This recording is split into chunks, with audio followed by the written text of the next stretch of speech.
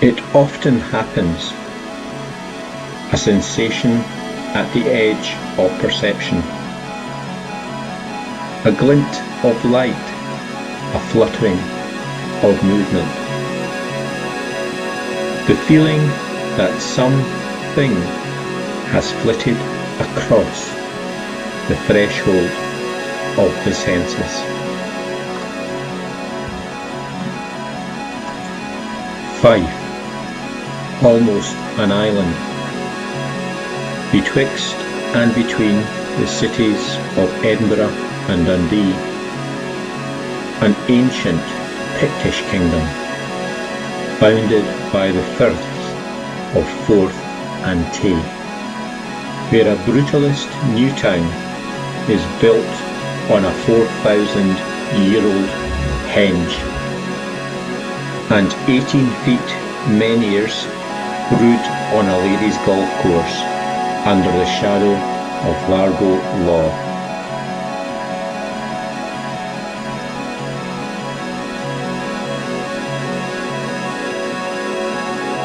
Sky-facing cup and ring carvings lie hidden on a hillside near Burntisland, a distant echo of their post-industrial landscape counterparts.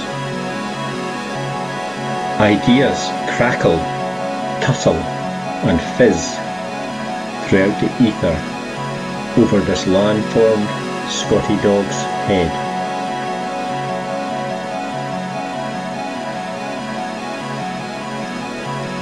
Kirkcaldy's famous son, Adam Smith, tossed a large brick into the pool of economic theory with the wealth of nations, written on a site now housing Greggs the Baker's. The self-interest of the baker to supply us with sausage rolls and steak bakes is alive and well. You can take a walk with the ghosts through Little Moscow, where Lawrence Storione founded the Anarchist Communist League in Cowdenbeath,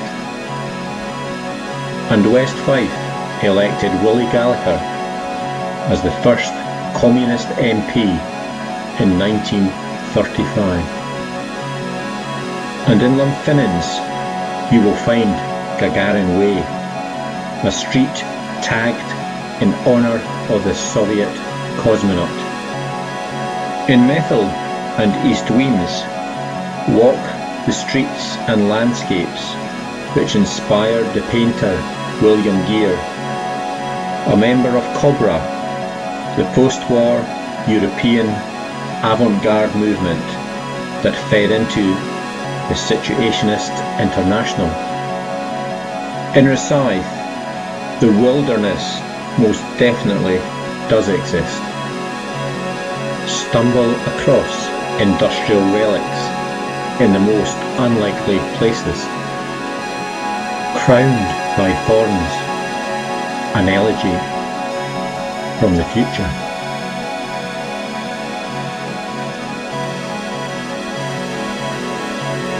Moving outwards, there are encounters with the Uncanny in Edinburgh, a freedom fighter of the International Brigades,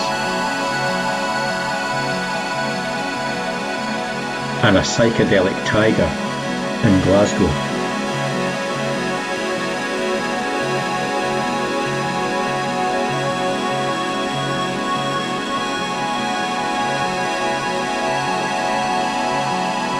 We bounce on sacrilege.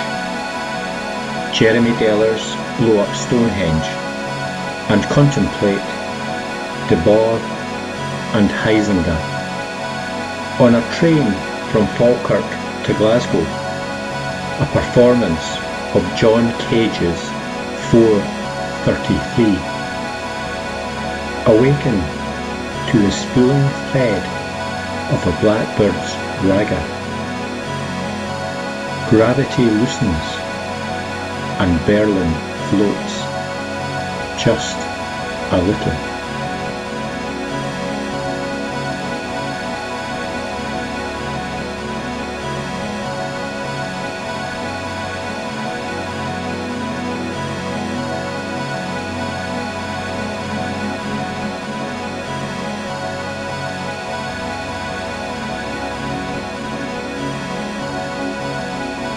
presence and wonder of non-human worlds, from archipelagos of imaginary islands within lichen formations to the forms and colours of the wild wood.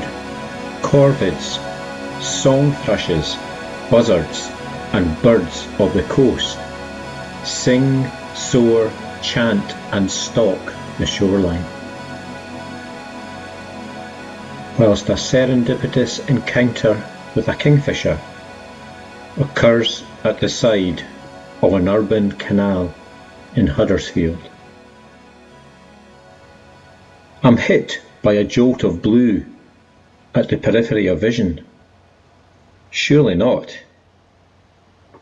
For a second, I wonder if I've imagined this when it happens again, like a razor scything through the twilight which descends to a light barely 10 feet away on the canal bank.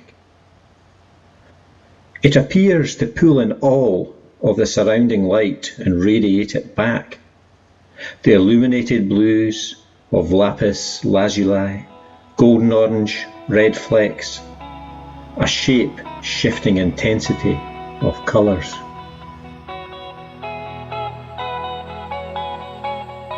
From hill to sea, wandering beyond the paths and roads, through forest, edgeland, town and city. Thin places, worlds within worlds, voids, wildwoods and coffin tracks.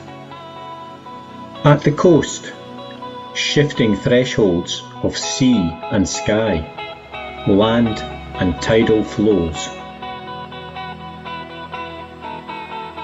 From the railway bridge over the Forth, a blue tinged wash of elemental greys. Sea and sky bleed into a Rothko memory.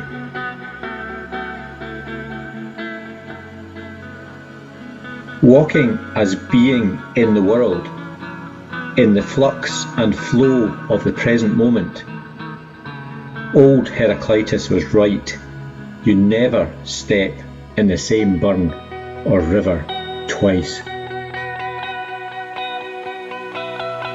Where does the sky begin? When does the inside become the outside? The poppies are in the field. Mapping the interstices of past, present and possible. Assorted rag pickings collected and represented along the way.